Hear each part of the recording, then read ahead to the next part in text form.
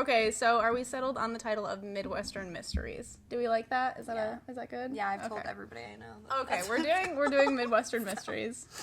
I just got really anxious. Like, I knew it was gonna happen. Like, I have Do you need a pee break? No, it's fine. It's just mid-show jitters. Mid-show? Pre-show. Pre-show jitters. Hey everyone, welcome to Midwestern Mysteries. My name is Sarah, and that is... Michaela. Yes. No, so I thought that we would start out Midwestern Mysteries with something that was closer to home for us. So I don't want you to look at my notes. I literally am wearing my contacts, still can't see shit. Oh, that you might need a new prescription. I do. Okay. These were just like my oopsies. I lost my prescription at work, and I need a backup before I get back to the eye doctor, but never went back, so. Awesome. Great for your eye health. Okay. Yep. So yes, I thought we would start with something in Michigan. Word. And I was thinking about looking at maybe some cults, that seemed interesting. They were a bit odd, so I went on to, serial killers in Michigan. I learned about another case, and that's what I did this on. And it's usually referred to as just the Michigan murders. They don't even have a cool name. I know. Well, I mean, because I don't think much happens here. I don't know of any, famous serial killers that are from here. I mean, that's a good thing. Yeah, but, there's a lot from the Midwest, but, Michigan specifically, not really. We're like the Nebraska of the Midwest. Yeah, I'm kind of surprised, though, that there's not more serial killers from here. Sorry if I offended anybody in Nebraska. Well, I mean, there's a lot of states out there that are just, bleh. There's not much there. Yeah, but I feel like... Like Utah. Yeah, but I feel like Nebraska is just well known for being bleh. I've never been. Exactly. Oh, God. Poor Nebraska. Either way, so this is the Michigan murders. Now, this story is about John Norman Collins. He was also known as the co-ed killer, not to be confused with Ed Kemper, the other co-ed killer, the Michigan murderer, the Ypsilanti killer, and the Ypsilanti Ripper. Oh my god, Fun. My brother lived in Ypsilanti. Well, he killed in Ypsilanti and, Ann Arbor and Detroit area. Oh. Yeah. Yeah, so he was accused of murdering 7 young women from the ages of 13 to 21. Holy. Mm-hmm. And they're quite gruesome, so I'm just gonna say, right now, content warning, all trigger warnings, they're a bit rough. I was kind of surprised, to the extent of how gruesome these are. So, yeah, good luck for you. I'm scared to leave for work in the morning. I have to walk out to my car tonight to go home. I'll walk you to the door and watch you go to your car. My car's all the way over there. There were no open spots. Sorry about it. So, I just want to state now that all of this is allegedly, unless I clarify otherwise, because you might not be too happy with the results of this case. I'll just warn you of that now. So, we'll just start with his childhood. I'm sorry, I'm just listening to you. No, that's fine. Feel free to jump in at any point. Okay, so we will start with his childhood, because I feel like that's a good place to start. We'll understand why he was literally insane. Or, maybe just a hint to why he could be literally crazy. I mean, yeah, I feel like a lot of serial killers, It's honestly, his childhood was not as bad as some. So, he just... I mean, yeah, but I feel like that's where it starts. Oh, yeah. I mean, with some people, no, but, with the right ingredients. Yeah. Yes. Yeah. Yeah. A predisposition... Oh, my God. A predisposition to violence, and then, witnessing violence. And then, yeah. Yeah. Word. Okay, so he was born in Windsor, Ontario, Canada. So he's not actually from Michigan, but he lived in Michigan at a very young age. He was born on June 17th, 1947, meaning he's a Gemini, which... I literally don't know anything about zodiacs except for, mine. Well, I've noticed that quite a few serial killers are Geminis. Oh, I saw, somebody do, videos on, how many serial killers there were in, each zodiac, and they're not all Aquariuses, I can tell you that. Yeah. I don't think they're Tauruses either. No. We're gentle. beings, I would say. Either way, he's a Gemini.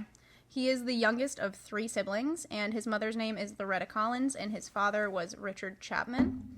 Now, Richard was definitely abusive to both his mother and the kids, but he did end up leaving the family pretty soon after John was born. Oh. Yeah. So right after that, Loretta did remarry, but this new husband was also significantly abusive. I'm sorry. I don't. No, go. I said jump in whenever. Yeah, I just like. When was he born again? Like what 1947. Year? Okay. Yeah, that adds up. I feel like. Oh, that all men were abusive in the 40s? Yeah. Yeah. Yeah. It was more common. But here, let me just give you some examples of this new husband being, like, pretty abusive to John. So when he was, like, around 2 or 3, his stepfather actually threw him across the car to his mother. So I'm assuming, like, in the car, like, tossed him. I mean, yeah, but, like... No, yeah, that's not good. If you're in a car, you're obviously not that far from somebody. You don't need to be throwing a human. Yeah. So, like, he was thrown. So that's fun. And then this one's, like, worse, okay? So another time, this guy used John as a shield when a man confronted him with a gun. So he just, like, human shield. Oh my god. A child. That is awful. And he was young because when this marriage ended, it was a year later. So he was, like, probably around a, like, toddler age. God. That's, like, prime. Yeah. Like, Formative developmental years. Yeah. He just witnessed all this violence, and he was like, let me be violent. This is my life now. Yeah. So... I'm gonna make this my personality. Yeah. After this, when they got divorced, Loretta decided she wanted a new start, so she moved to Detroit, Michigan, when John was 4 years old, with the 3 kids. Okay. How old was his siblings, do you know? I do not, but he was the youngest. Yeah. So they were older than him, so they witnessed probably even more. Yeah. There's not much said about his siblings in this, so I don't have a lot of information about them. Right, that's which is probably good for them. I mean, yeah, they probably don't want to be. Because, I wouldn't want to be included in that either. Kind of like, all the other serial killer families, they're like, please don't. Literally, yeah. But yeah, so when he was 4, moved to Detroit, and that's around the same area where he ends up killing people. So that's fun. But his mom, when they get here when he's 4, marries William Collins, and that's where he got his last name from. Okay, so he adopted him? Yes. Yeah, he formally adopts all the children. Okay. But guess what?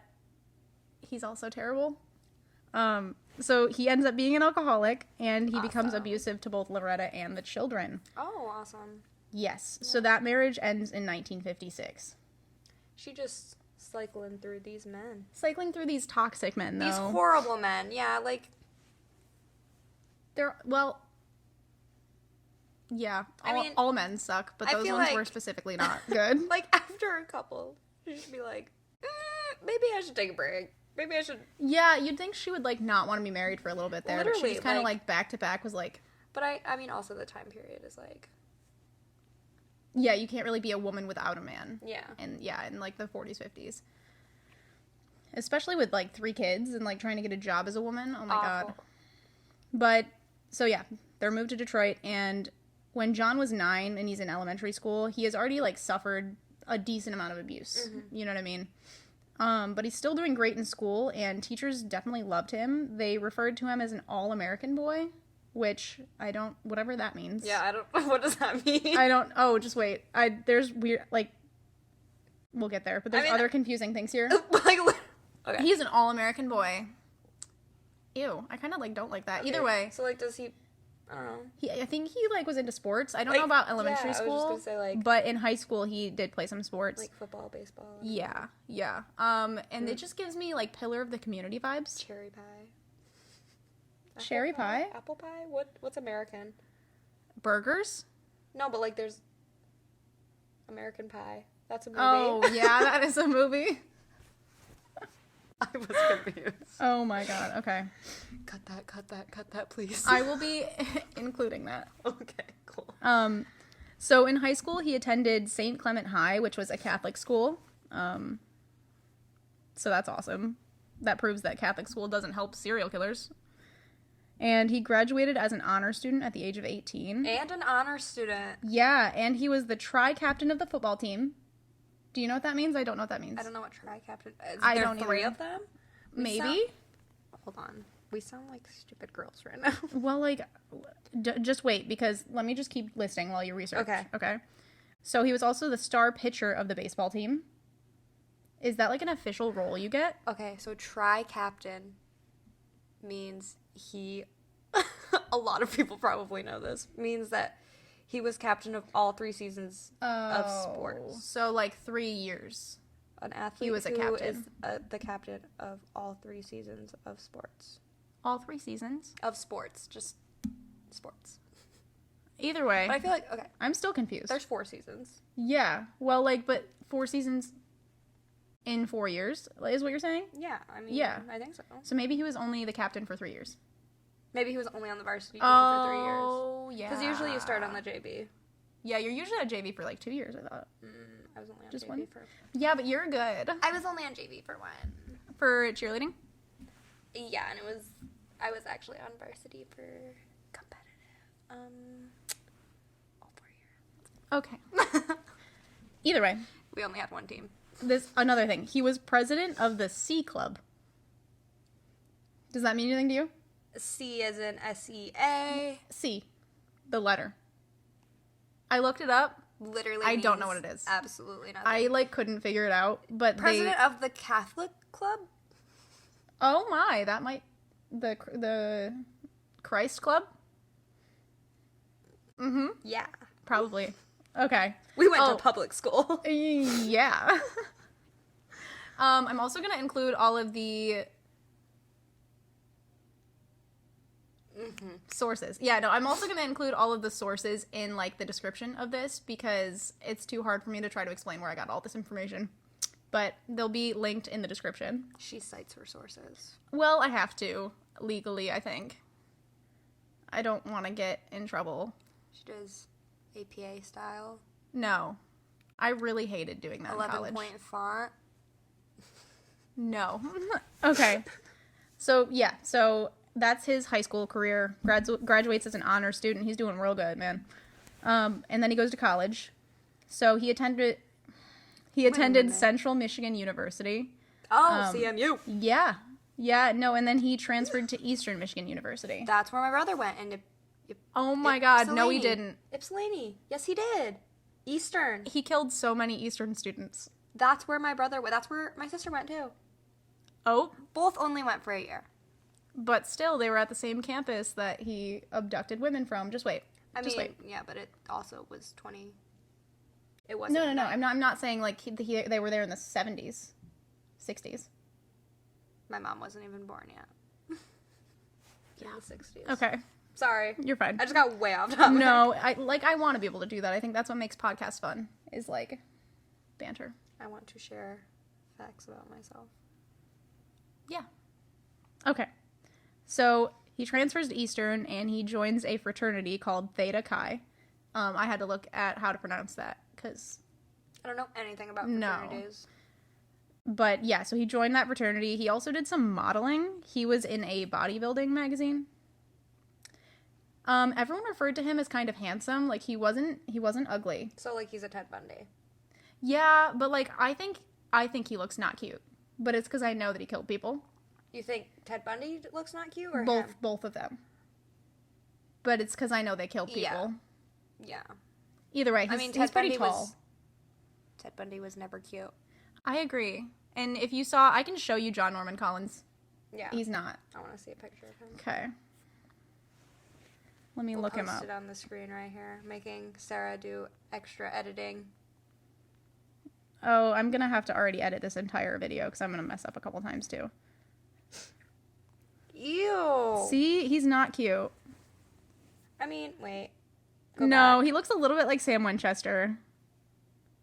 That picture kind of looks good. Well, that's the picture that everyone uses of him. Okay, but for the time period, I don't think. I mean, he definitely looks better than Ted Bundy. Yeah, he does. He does give he gives Sam Winchester vibes. I feel like this is going to be a very controversial podcast because we're going to say some odd things. Well, like I said, I don't find him attractive because he killed people, so. Well, yeah, I mean, that... Specifically women. Obviously, personality goes above looks. Oh, yeah. But, yeah. He's not ugly. I don't think he was ugly. Well, he did modeling, so, like, he wasn't ugly. Yeah. Also, a weird fact that they included is he loved motorcycles in college. That was, like... That's also, like, that's his thing. Okay. Oh, yeah, I can, like, him on a motorcycle... I could see why people were, like, swooning. Yeah. Either way. But his sophomore year at Eastern, his grades begin to drop, he's accused of cheating, and he starts committing petty thefts. So, those are bad signs. Yep. And around this same time... It sounds like someone's driving on the apartment place. Yeah, that was loud. That was very loud, but... Either way, around the same time... He walks in on his pregnant sister with another man.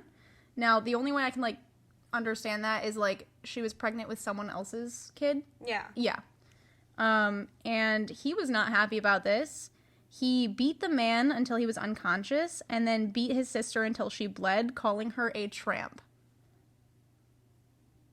So we can already see that he has, like, a relatively unhealthy relationship with sex. Oh my God. He's not doing good. It almost, like, flipped a switch because all around the same time this stuff happened. And that brings us to his first victim on July 9th, 1967. 19-year-old Eastern Michigan University student Marie-Therese Flestar goes missing. So it's, like, all around the same time he just, like, goes off the rails. I am flabbergasted that he beat his pregnant sister. Yeah. He has no remorse, and he does not respect women.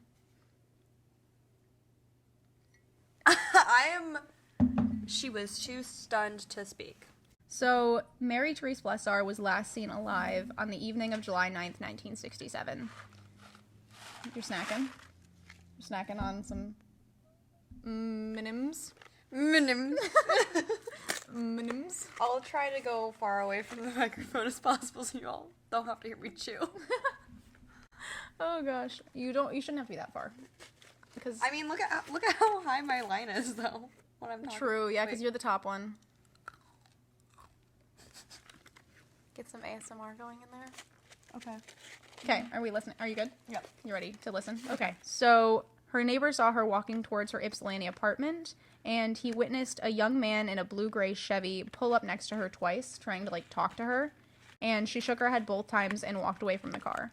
That is the scariest thing, like, walking. Yeah. And she tried to say no. Like, she tried... I mean, I'm sure this happens to men, too, but, like, not as often. But, like, walking... Oh, no, women are way more, like... into a place or, like, out... Like, walking just... Literally going home. Literally. Like, that is the scariest thing, is thinking about somebody, like, pulling up next to you and, like... Oh, yeah. Snatching you. Right and that's there. the last time she was seen. Yeah. Like... Yeah. Yeah. My Be Real just went off, so I'm gonna take one. Oh, we're doing a Be Real in the middle of our podcast. This is... I only have 2 Oh, minutes. this is gonna be hilarious. Because the lighting...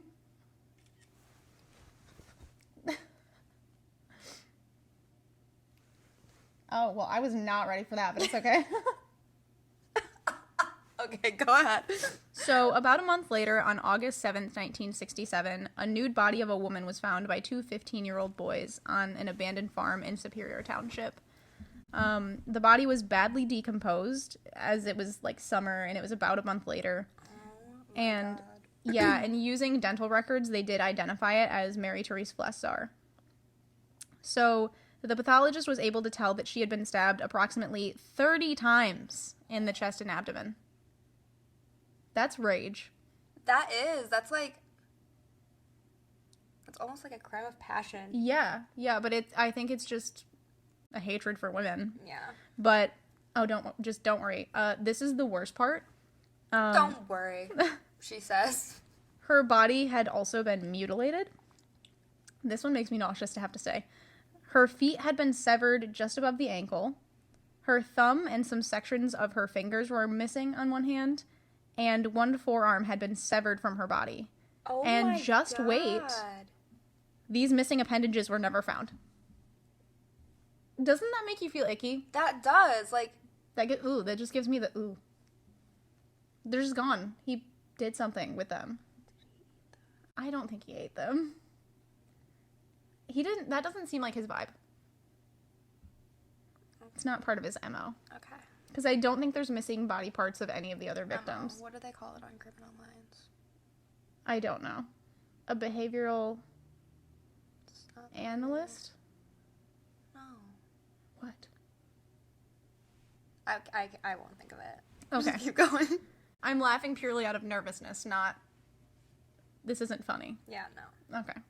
So the pathologist could also tell that there were multiple linear abrasions on her chest and her torso, which means that she was likely extensively beaten before her death. I mean, that really doesn't surprise me. No. With what he did with his sister. No, exactly. Like, that's somebody... It's like an MO, for sure. Yeah. MO. Police also theorized that she was likely raped. However, due to decomposition, any evidence of sexual assault was no longer present. Because the body was just too decomposed. Yeah. Upon further examination of the crime scene, though, it did show that her body had likely been moved 3 times in the month before she was found.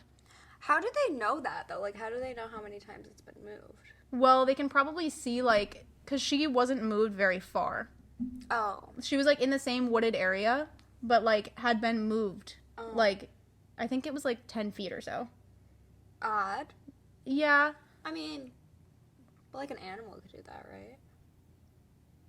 No, I promise you, this is not an animal. Well, why would he move her, like, 10 feet? Well, because he likes to revisit the crime scene. And the last time she was moved to, like, a way more obvious location so that someone would find her body. So he... it happens a lot where, like, killers, they don't want to be caught, but they want recognition. Yeah. Yeah. So, also... Somebody's calling you. That's my mom. You should probably answer that. No, that's fine. Okay. She calls me a lot. I already talked to her, like, twice today. Sorry, Debbie. Okay. So, also, another icky thing. Okay. No, it's not icky like that, but it's icky like gonna give you the shivers, maybe. Okay. Word. So 2 days after the body had been found, a young man claiming to be a friend of the Flessar family showed up to the funeral home that was holding her body and asked if he could take pictures of the body for the family as, like, keepsakes. Yeah, see, that's a little odd. That is, like, one thing that, like... Why didn't he get reported? Is gonna get you caught. Like, well, no, and, like, this is his first victim, and he killed 7 people. Like, that's definitely, like, a red flag, and if I was working in that funeral home, I'd be like... Oh, and they did report it to the police because they talked to the receptionist, and the only thing that she was able to say was that he was a handsome young white man. So, like, he never gave his name with short dark hair. Yeah. No, and he also was driving a blue-gray Chevy. Mm-hmm. Yeah. Adds up. So he asked that, right? And they're like, no, that's not possible. Yeah, that's... And when they said that, he says, what? You can't fix her up enough so I could just get one picture of her. Ew. I would have literally called the cops right then, like... Yeah. No, and also, more ick, he wasn't carrying a camera. Ew! Yeah, right? Icky. I mean, even if he was carrying a camera, like, still, yeah. But, like, he obviously just wanted to see the body. Yeah. Like, because back then, there weren't smartphones that you could, like, put into your pocket. He would have had a visible camera. Yeah. And he didn't. Icky. About a year later, on July 5th, 1968, a partially decomposed and mutilated body was found by construction workers on an Ann Arbor roadside. The body was identified as 20-year-old art student Joan Elspeth Schell. So she was last seen alive on June 30th, 1968 by her roommate, Susan Colby, at a Washtenaw Avenue bus stop, where she was waiting to catch a bus to go visit her boyfriend. So she didn't realize that she had missed the bus, so she was going to hitchhike. Her plan was, like, to hitchhike to go see her boyfriend. Oh, no. So a red and black Pontiac Bonneville Girl, it ain't stops. that worth it to see the man. I know. So, a red and black Pontiac Bonneville stopped with 3 white men in it, 3 young white men. And the driver stopped and asked, "Want a ride?" Oh, God. Want a ride? No. But she said yes, because Colby, her roommate, tried to stop her from going, but she decided she would anyway. She promised to call her when she got to her boyfriend's house, but after about 3 hours with no phone call, Colby reported her missing. And her roommate described this young man as being around 20 years old, clean cut, with short dark hair that was parted to the side. So, like, the same description that the receptionist at the funeral home gave. Yeah, but very vague. Oh, yeah, that's like half the population in Michigan at the time. Yeah. Investigators did determine that she was raped and then stabbed 25 times. These wounds punctured her lungs, liver, and carotid artery. One wound was actually inflicted behind her left ear, and it fractured her skull. Oh my God. Her throat had also been cut, and her skirt was tied around her neck. And Shell had been dead for several days, but it seemed that for some reason only the top half of her body was really decomposed. Meaning that her body was stored somewhere cold where her top half was, like, hanging out in the heat. And just to, like, explain this now, this does not get explained later. I don't know why she was, like, half decomposed. So. Cool. Yeah. So many answers. Yeah. I don't know. Also, due to evidence at the scene, like the lack of blood or signs of a struggle, investigators concluded that she had been murdered somewhere else and then dumped on the side of the road, which makes sense. I mean, yeah. Yeah. But she was, yeah. But they did determine that there were enough similarities between Shell's murder and Flessar's murder to treat them as equals or as connected. Police eliminated more than 150 registered owners of red and black vehicles in the state of Michigan, but the leads kind of just fizzled out. Like, it almost became a cold case. But not really, because it wasn't much longer until he killed someone else. 2 months later, 2 eyewitnesses came forward and stated that they saw Shell walking with a young man along Emmett Street the day she disappeared. And guess who they identified him as? Clean cut. No. Oh. They literally said they said identified him as Eastern Michigan University student John Norman Collins. Oh. They said, this is who she was This with. is your man. Like, this is exactly your man. You got him. Yeah, but they didn't, because guess what? But psych. They questioned him, and he just said, I wasn't in town, and they didn't check into his alibi. They're just like, okay. Yeah. I mean, so that's fun. I mean, I feel like in the 50s and, like, I mean, obviously when serial killers were more... Yeah, no, serial killers, like, the term wasn't even known of yet. Yeah, but, like, when they were more consistent and there was more of them, I feel like it was just easier to get away with stuff. Because now we have, like, I mean, DNA testing, and there's cases that are, like, getting solved from... And, like, genealogy. This time period. Yeah, no, but they literally, like, had him, talked to him, and he's like, oh, no, I was with my mom. This close. And they're like, they didn't even check, I don't even think they checked with his mom. My mom wouldn't lie for me. My mom would. If, my mom would be like, yeah. It depends on what it's like. If my mom...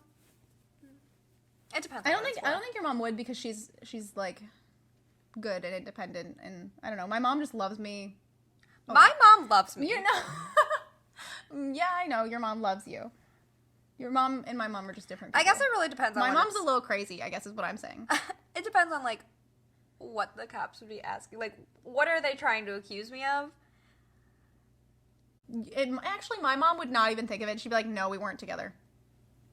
Yeah, your mom would do that. Like, no, I wasn't, no. No, that's not right. Oh, God. Because your mom... Yeah, my mom just wouldn't even get it. Mm-mm. Love you, Debbie. But, yeah, so pretty soon after that, so that was in July of 1968. On March 20th, 1969, Jane Louise Mixer goes missing. Now, she had posted a note on a bulletin board asking for a ride to her hometown, Muskegon, Michigan, which is on the other side of the state.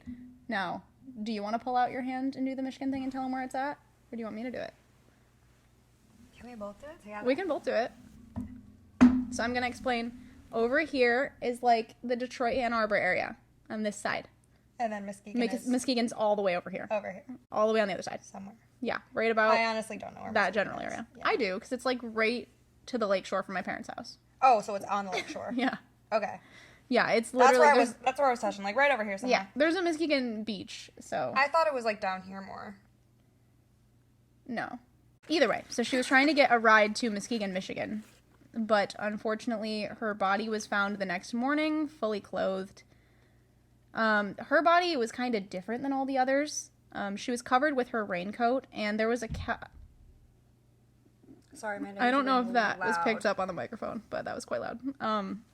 There was a copy of the book Catch-22 that was placed by her side, and the autopsy showed that she was shot with a .22 caliber pistol twice in the head.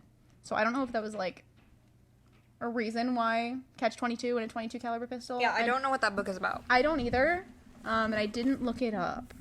So the only thing that was somewhat consistent is that she was strangled with a nylon stocking that wasn't hers.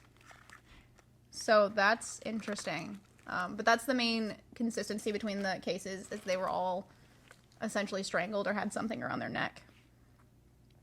There was no evidence of sexual assault, though, and she wasn't beaten, stabbed, or mutilated.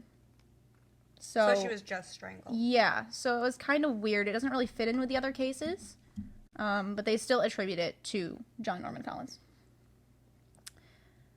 On the 20th anniversary of her death, I just wanted to add this in there because it was, like, really sad. There was an interview with her father in the Ann Arbor News, and he said, yeah, I guess you could say I'm a realist. No matter how good or honest you are or how bad you are, things happen to you that you just can't control. Yeah. I mean, he's right. Yeah. I thought that was, like, important to add in there. But literally, like, a couple days later, on March 25th, 1969, a nude, mutilated body of a teenage girl was found. She was dumped behind a vacant house, which was only a couple hundred yards from where Joan Schell's body was found. So, like, pretty close to the first murder. Yeah. This one was significantly more brutal. The autopsy showed that she had died of blunt force trauma to the head. Oh my goodness. She was likely tortured before death, and she was gagged with a piece of her shirt. Just wait. There were also deep lacerations, and it seems like they were caused by a leather strap, like she was whipped. And there was also evidence to suggest that she was restrained while she was whipped, repeatedly on her chest and torso. This is like... I mean, I try not to think about it too much. Like, I try to, like... Oh, yeah. You, like, disassociate. Yeah, because, like, actually thinking about that and, like, that being a real person and not, like, them going through that. Yeah, before they die. Like, that's your last hours. Oh, just wait. You commented right before the worst part of this one?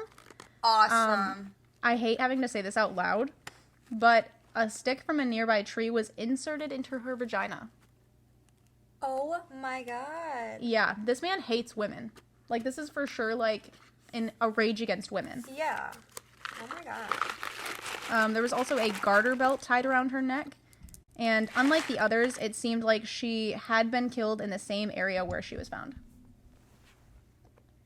So I don't think that really changes much. He seems like, honestly, there's not a lot of pattern to his murders, other than... Maybe, like, with this murder, he didn't have time to, like... That's what I was thinking with the Mixer case, too. Like, he didn't have time to mutilate her body. Yeah. But he also... I mean, he had time to torture her. He had time to... True. So, I don't know. Maybe he just decided she didn't need to be dumped somewhere else. Yeah, I don't know. It doesn't... Killers don't make sense. There is no logic. But the body was identified as Marilyn Skelton, a 16-year-old Romulus high school student. And she was last seen alive outside of a drive-in restaurant on Washtenaw Avenue 2 days before her body was found.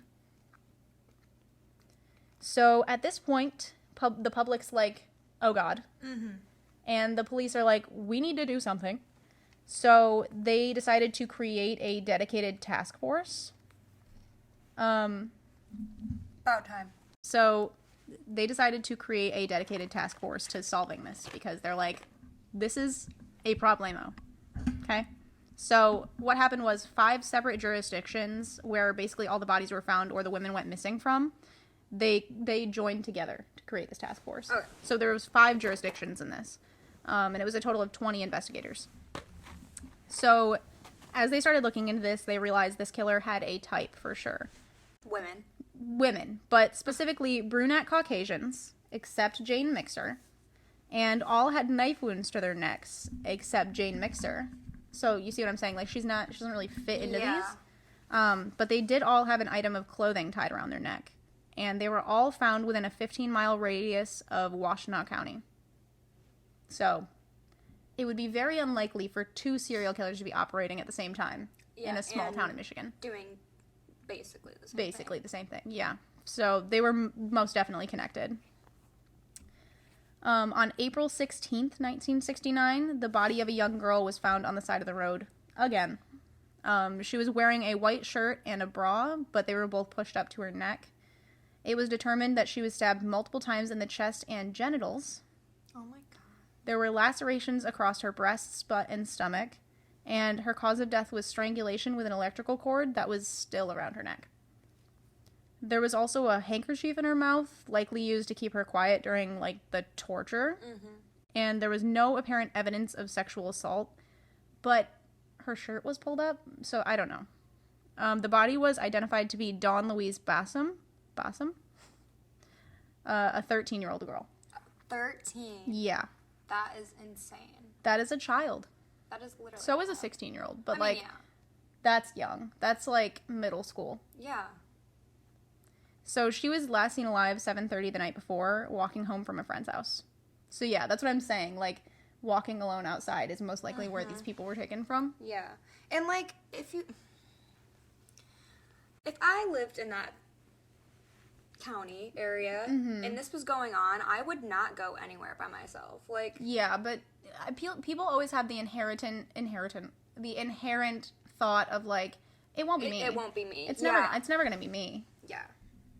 Yeah. But, like, never would you catch me walking by myself. Yeah. But no. also, and she was I won't do that 13. anyway. Like, she was a kid. Yeah.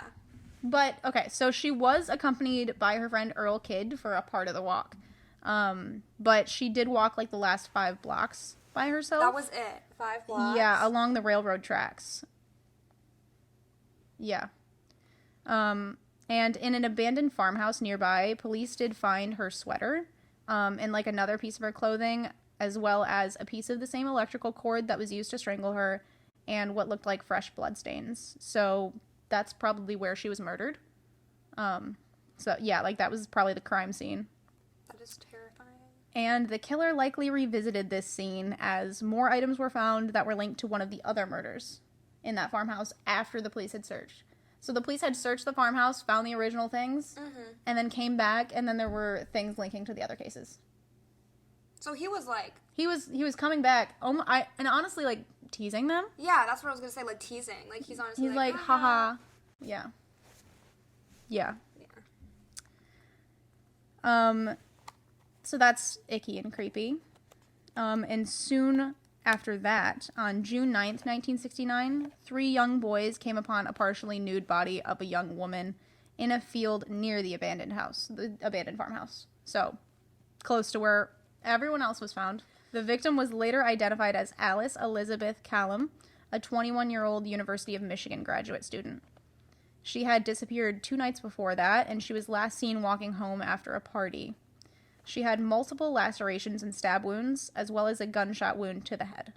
A gunshot wound? That's new. Yeah. Well, he did shoot Jane Mixer. Yeah. So that's what I'm saying. These are very inconsistent, and the only thing that really ties them together is, like, the pure rage. Yeah. Like, the violence. Was it the same gunshot wound? Like, I think the other one was to the head as well. no, like... with The same gun? Yeah. They didn't clarify that. Oh. But guess what? Her neck had also been sliced, and I quote, to the spine.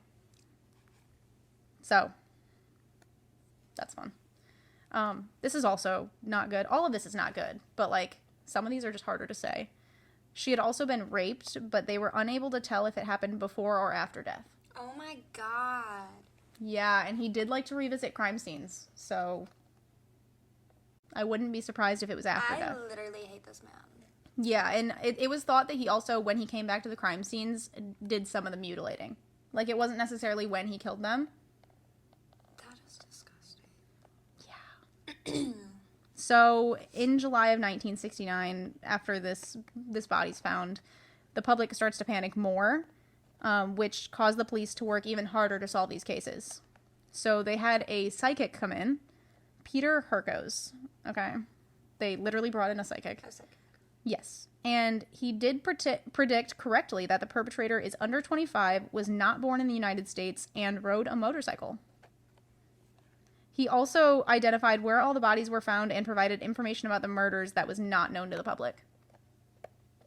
So, skeptical me wants to be like, who on the police force is talking to this psychic? Yeah. Right? Because, like, I don't know. I mean, I feel like that's a last resort. Like, yeah. Either way, he was right about the description of the suspect, like the person who did it, so. Which is crazy. Yeah. Literally that same month, July 23rd, 1969, the nude body of a woman was discovered face down in a gully on the side of Huron River Parkway.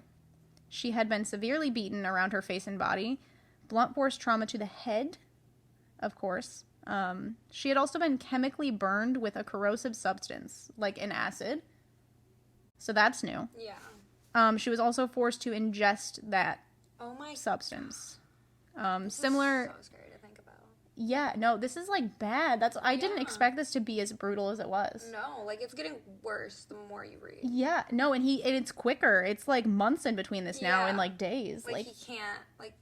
And it's weird because it all started so quick, and then he just got quicker at it. Yeah. I don't know. I feel like this was like a downward spiral in the span of like a couple of years. His drug. Yeah. Oh, for sure. Yeah, that's why he revisited the crime scenes. Mm-hmm.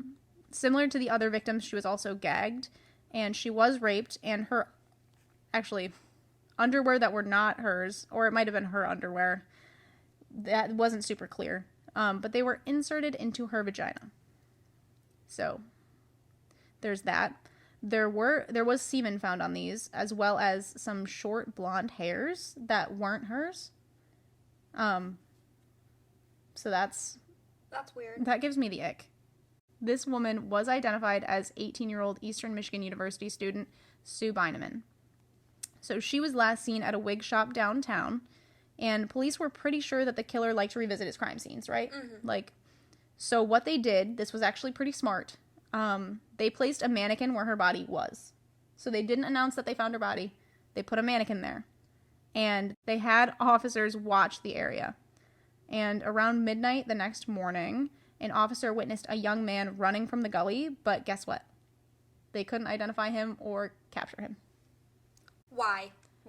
They said it was raining too hard and the bugs were annoying. Y'all are police officers. Yeah, but so the rain thing was kind of true because it stopped their radios from working, so they couldn't communicate with each other. But the bugs. Yeah, they really mentioned that the mosquitoes were, biting them. A woman was just brutally murdered? Multiple women. Yeah. The mosquitoes are bugging you? Yeah. Yeah, no, I know. You are a police officer. That is your job. Yeah. But that was a smart plan. That started off good. I'm surprised they even did that. Yeah. But police, their next step was let's retrace Beineman's last steps, figure out what she was doing the day she disappeared. So she was at the wig shop. So they questioned the owner of the wig shop, whose name is Diana Joan Gosh. All these people have interesting last names. Yeah. Gosh said that Beineman purchased a $20 headpiece in the early afternoon of July 23rd, and she did see a young man with short, dark hair, with it parted on the side, waiting on a blue motorcycle outside of the shop. Beineman mentioned to her that she had made a crazy decision and accepted a ride from him. So she literally said, "I'm with that guy on the motorcycle." Gosh incorrectly identified this bike as a Honda 350 model, but luckily an employee from a shop across the street was able to identify it correctly as a Triumph motorcycle. Yeah, don't ask me. Yeah, no. I'd be like, a motorcycle. Even cars. I'm like, I don't know, it was red. I don't even get the colors right most of the time. I'm like, gray, silver? Usually I know the make, but that's about it. Ooh, I don't even know about that sometimes. Or like the not the make, but the make is the company. Yeah, the company. Yeah. Usually I know the company, but yeah, no. Even I get confused because I feel like all the cars look the same nowadays. Yeah, no, my coworker like tried to tell me what car was hers one time when I was like meeting her. I had to meet her for something, and she like told me what car was hers, and she's like, "Yeah, just pull up right next to me." And I was like, "Girl, I have no idea." Yeah, tell me a color and a shape. I literally Googled that car. I was like, I don't know what it's gonna look like. So I Googled it. It just looks like any normal SUV. I'm like, girl, there's like 40 of those in the parking lot of the store all the time. Especially my car, because I have like a Ford Escape. They're everywhere. I've tried to get into someone's car. You were with me. I literally opened their trunk because the cars look the same. You're like, that's not my car. That is not my car. My car is very unique. Yeah. Yeah. Like, actually, there's a couple people in this town that have the same car, the same really? color, the same year. Yeah. But Tom is Tom. One of them lived down the street from me. Oh, that'd be fun. Yeah, so I always passed them and I was like, yeah. But Tom is Tom. Tom is special. Yes, Tom is special. Tom has some dents. Some love. Some caused by Hannah. Some caused by Hannah, some caused by me hitting my brother. Yeah, that car has... My brother's car, not my brother. running over Christian. God, you can be the next story we talk about. Okay, either way. So she said she was taking a ride from him.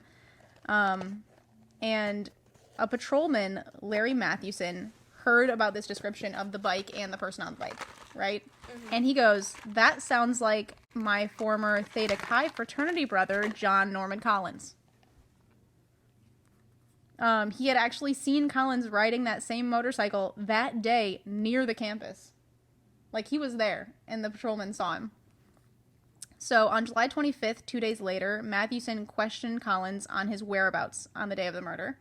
And Collins admitted he was in the area, and he was speaking with a former girlfriend. And the girlfriend, when they talked to her, had some photos of Collins. So they brought those to the wig shop owner and the employee of the shop across the street, and they identified him as the man last seen with Vineman. So they're putting two and two together now. So when they start their investigation, they question Collins' coworkers, and of course, he was not cool at work. There were signs, for sure. He had enjoyed telling female coworkers the gruesome details of all of the murders that were not known to the public, claiming that his uncle, David Leik, how would you pronounce that? Leik? Leik? Leik? Leak? I don't know. Correct me if I'm wrong. Are we going to go with Leak? Okay, we're going to go with Leak. So he claimed that his uncle, David Leak, a sergeant in the police force, was giving him the information. So his uncle denied that and said, I haven't told anything to him about the case. Oh, so that's actually his uncle. Yeah, he wasn't just making that person. Yeah, no, because he shows up in the story a little bit more. Oh, okay.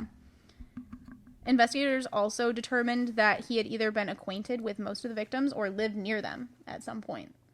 So, like, Collins was, like, connected to these people as well. Oh, that is more terrifying. Yeah, no, he knew the area super well. Like, when I was looking at some of the documentaries on that, like, he knew the area like the back of his hand. So that's why he knew where to hide the bodies and dump the bodies. Mm-hmm. And not get caught. The owner of the wig shop did identify Collins in a lineup as well. And in total, 7 witnesses would later testify to seeing Collins in the area at the time of the murder. And this included 3 young women who said he tried to get them on his motorcycle. So that's awesome. Collins did refuse to take a polygraph test, but his roommate said that Collins was taking a box to the trash that included a woman's purple shoe, some rolled up denim, and a burlap purse. So likely trophies? Yeah. Which is nauseating. So yeah, he was trying to throw away that box of stuff. On July 29th, 1969, Collins' uncle, David Leak. Is what we're going. Okay, Leak. David Leak comes home from vacation.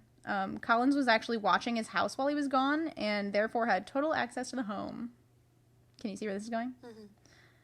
Leak found that some items were stolen, and that there were some paint marks on the floor in the basement that seemed to be covering up what looked like blood. Oh my god. Yeah. Mm-hmm. Why would he have him watch his house? He didn't know this was happening. Oh. He didn't know that he was killing people. He still seemed like a decent citizen. I mean, no, he seemed kind of sketchy. Yeah. He doesn't seem like the type of person. Well, he like, beat his sister. I need you to watch my house. Yeah. Exactly. I wouldn't let him watch my house. Mm-mm. But I don't know. Maybe his uncle was equally. I don't know. No, he seemed like a nice family man. Because you'll hear in a little bit. Either way, there were stains that looked like blood covered up by paint. He told the investigators when he found this, and they did an exhaustive examination of the basement. The blood-like substance was determined to be varnish, so it wasn't blood. But there were some other bloodstains found that weren't covered in paint. So he missed the things that actually were blood, is what it sounds like. He covered up the wrong stains. He's like, oh, that looks like I made that, and he didn't because it was varnish. Yeah. There were also some small blonde hairs found that looked like the blonde hairs that were in the underwear. Okay, but correct me if I'm wrong. He has black hair, brown hair, right? Yeah. So, okay. So, Leek explained that his wife would usually cut their children's hair in the basement. And that was probably their kid's hair. That ended up, in Beineman's body. The hair on the... Okay, so this hair that they found in the basement was a match to the hair found in the underwear that were placed in Beineman's vagina. So it was those hairs. Mm-hmm. And the bloodstains were also a blood type match to Beineman. So she was likely killed in that basement. Yeah. And Leek just has to deal with the fact that someone was killed in his basement. Yeah. Move immediately. Oh, I'd leave. On August 1st, 1969, John Norman Collins was finally arraigned for the murder of Karen Sue Beineman, and he was held without bond, so that's good. Mm-hmm. Around this same time, though, he was connected to a murder literally all the way across the country in Salinas, California. I'm going to sound so dumb. I need to look up... He was connected to a murder? Yeah. It was for sure him. Salinas? I have no idea. You guys can assume what I mean by that. Either way, guess. On July 13th, 1969, 17-year-old Roxy Ann Phillips is found dead in a ravine in Carmel Highlands with the belt from her dress knotted around her neck. She was also beaten and strangled to death. Her friend said that she was recently introduced to a John from Michigan who stated he was a student at Eastern Michigan University. And guess what? Collins was in the area at the time. He did it. Mm-hmm. There wouldn't be another John from Michigan in that area. At Eastern University. Yeah. In that area at that time. Exactly. So, for sure, I think he did that one as well. So he was only tried for the murder of Karen Sue Beineman. That's frustrating. None of the other murders. And he refused to enter a plea, so a not guilty plea was entered on his behalf. But he was unanimously found guilty on the charge of first-degree murder of Karen Sue Beineman. Yeah, I wonder why. Yeah, and he was sentenced to life in prison, and guess what? Is currently serving his sentence at G. Robert Cotton Correctional Facility in Jackson, Michigan. He's still there? He's still alive in Jackson, Michigan. He's only like a couple hours from us. What? That's where my roommate lives. In Jackson? Yeah. Well, let her know that there's literally a serial killer in prison near her. Oh, I'm sure she knows. I don't know. I didn't know about this case. Jackson isn't a great area. But I didn't know about this case. But yeah, he was never tried or convicted of any of the other murders. And he's like 70-something now. One source. No, there's a whole. Oh, okay. Yeah. My sources are Wikipedia, Detroit Free Press, Radford University, and a couple other ones that I don't know what those are. AADL.org. AADL.org. I think it's a newspaper. Either way, that is the case of John Norman Collins, the Michigan murderer, the Ypsilanti Ripper. That's so frustrating, though, that he was only tried for I'm mad about it. And it was only the last one. Give the others their justice that they deserve. Yeah, and the closure for the families. Literally. Like, these families are just sitting here, and that's why that interview, the 20-year anniversary, the dad was saying that, because he never got closure for his kid. They all know he did it. Yeah. They literally say that. And when asked, they said, we tried him on the case that we thought we could convict him easiest on. Or Okay, could but convict why him on. not, like, Why not try him for the other ones now? try him for all of them. Like, even if he's convicted guilty on one of them. Well, and you could try him for one, and then guess what? Try him for another later. Yeah. You don't have to do it all at once. Yeah. And I don't know. That made me feel icky. Because, yeah, like, none of those families get justice. Literally, they could have done all of them at once. Yeah, no, they could have. Because for sure he did it, and everyone attested to the fact that he was creepy. Yeah. Like, previous girlfriends and everything said, like, he was not great. So they would have believed that he killed these people. Plus, they were all connected. You could tell by, like, the MO of the cases. Yeah, for sure. Just icky, man. But yeah, that was a rough one to research. I'm sure. That's also why, like, I keep putting off researching because I'm like, I'm gonna get scared reading this You stuff. don't have to do true crime. I want to. Okay. Oh, I don't know. That was icky. That was icky. But, okay, Teddy, after that story, how are you feeling? How is life? How are you doing? How is it? Oh, come here. Are you purring? Can you purr into the microphone? That is Theodore Roosevelt. I think we both might need to talk to the therapists after this. Oh, for sure. I don't have one, though, so might have to work on that.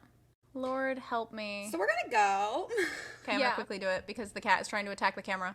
I hope you guys enjoyed listening. If you did like it, definitely leave us a review. That would be great. Please. If you're watching this on YouTube, Please not a Teddy, mean one, though. stop scratching. What? I said, please not a mean one, though. Oh, well, yeah, not a mean review, but reviews help. And like I said, if you're watching this on YouTube, definitely subscribe. And let us know if you want more episodes. He's drinking it. Okay, well, you can't have Red Bull. We are definitely doing the Midwestern goodbye here. But see you later. See you later.